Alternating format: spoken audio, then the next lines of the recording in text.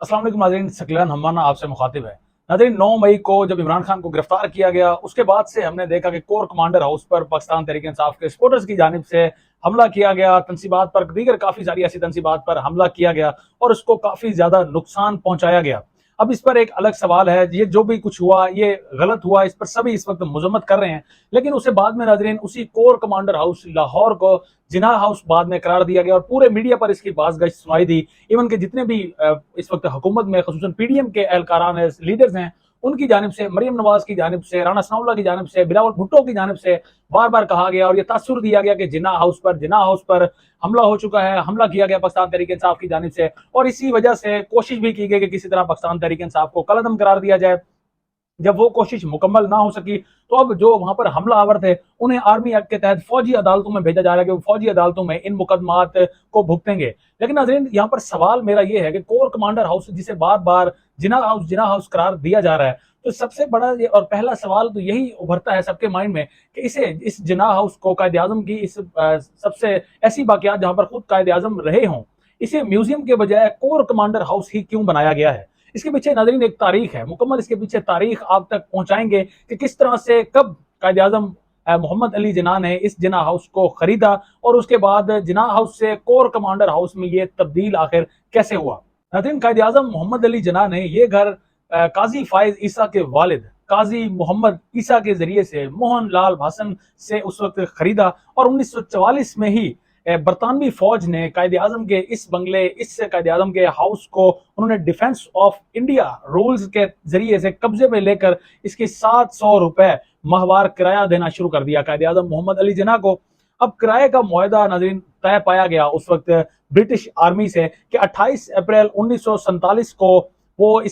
उनके इसके तहत इस मुआहदे का खत्म होना था, तब तक वो किराया देते रहेंगे। लेकिन 3 जनवरी 1947 को बरतानवी फौज ने कायद को ये कहा कि हम किराएदारी मुआहदे के बावजूद आपको घर वापस नहीं करेंगे। कायद आजम ने इस उनके जवाब के बाद कानूनी कार्रवाई का इरादा किया, उन्होंने कानूनी कार्रवाई शुरू कर दी।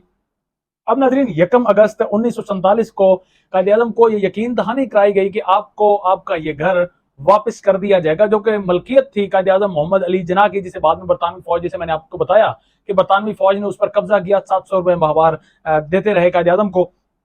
अब 31 जनवरी 1948, ये याद रखिएगा, ये वो वक्त है जब पाकिस्तान आज़ाद हो चुका है, पाकिस्तान मुआवजे वजूद में आ चुका है, यानी 14 अगस्त 1947 को पाकिस्तान वजूद में आया। अब 31 जनवरी 1948 को तोसी शुदा लीज खत्म हो गई, जो मुआहदा एक बरतानवी फौज के साथ था वो खत्म हो गया। लेकिन नाज़रीन, उस वक्त भी कायद को कब्जा ना दिया जा सका। 1948 की बात हो रही है जब कायद आजम मोहम्मद अली जिन्ना, जिन्होंने इस वतन को बनाया, उस लीडर को उसका अपना घर भी अपने ही मुल्क में वापस नहीं किया गया।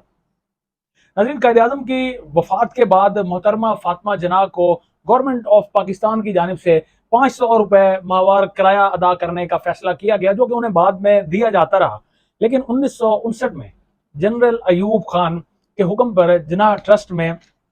3.5 लाख जमा करवाकर इसे कोर कमांडर की रिहाइश गाह करार दे दिया गया। और उसके बाद से आपको याद होगा कि जनरल अयूब खान के खिलाफ जब मोहतरमा फातिमा जिन्ना, हमारे लीडर, हमारे कायद की बहन, जब लालटीन के निशान पर सामने खड़ी हुई, तो उस वक्त उन्हें ना सिर्फ एजेंट करार दिया जाता रहा, दूसरे ममालिक का यहूदी एजेंट इवन उन्हें करार दिया जाता रहा, पाकिस्तान दुश्मन उन्हें करार दिया जाता रहा। और उसके बाद से उनकी शहादत भी जिस तरह से की गई, वो सब एक ऐसे तल्ख हकाइक हैं, जो तकरीबन जिन ऐसे सवालात भी हैं जिनके जवाब शायद आम पाकिस्तानी कयामत तक नहीं जान सकेगा। तो हमने अपने ही कायद, हम अपने उस कायद जिसने हमें ये पाकिस्तान दिया, पाकिस्तान बना कर दिया, उस कायद को हम पाकिस्तान बनने के बाद भी जो उनका अपना घर था, उनकी अपनी मलकियत थी, जिसमें उन्हें रहना चाहिए था, जो उन्हें देना चाहिए था, वो तक हमारे कायद वापस ना ले सके और एक खराब एम्बुलेंस उन्हें भेजी गई जिसमें उनकी शहादत हुई, जिनमें हमारे कायद की मौत हुई। वो भी एक अलग सवाल है जिसका आज तक जवाब किसी भी आम पाकिस्तानी को जिसका हक है उसे नहीं पहुंच सका। तो जिस तरह से बार बार हुकूमत की जानिब से ये तासुर या ये कहने की कोशिश की जा रही है कि कायद कायद आजम मोहम्मद अली जिन्ना के घर पर हमला हुआ, कायद आजम मोहम्मद अली जिन्ना के घर पर हमला हुआ है,